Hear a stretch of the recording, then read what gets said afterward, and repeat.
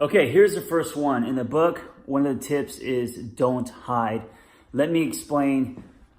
Don't hiding doesn't just mean showing yourself and standing on your truth. Of course, it means that. It means to be vulnerable. It means to express yourself. It means to don't be apologetic in who you are, right? And actually show that in action.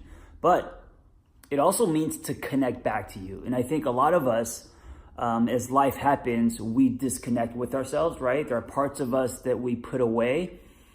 I tell my students in our life coaching intensive that as we grow up, we take parts of ourselves and we stuff them into a hope chest because we have to grow up fast, because we have to work, raise children, etc., right? We lose ourselves in relationships. And so not hiding means to actually connect back to you, right? Pull the parts out of the hope chest that made you so complete and whole and alive, and start to reconnect with those parts of yourself. So here's the question. What would that look like for you today? What would it look like for you to connect back to parts of you that you have disconnected with?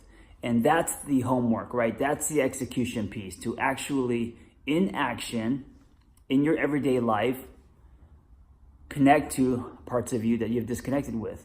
And here's a tip. It's a feeling, right? So, for example, when I was 10, 12, I was breakdancing, and I remember how that made me feel, right? The freedom, the adrenaline, me submerging myself into that dance. And of course, when I grew up, I stopped breakdancing. I stopped dancing altogether. So connecting back to me doesn't mean as a 45-year-old man to start breakdancing again, although it could. It means to find the feeling of that, right? So I find the feeling of that in a lot of movement, gymnastic workouts, CrossFit, functional fitness.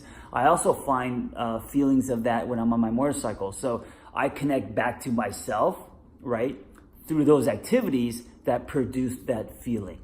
So for you, what are some things that you need to do to connect back to you, to produce that feeling that you once had when you felt the most alive?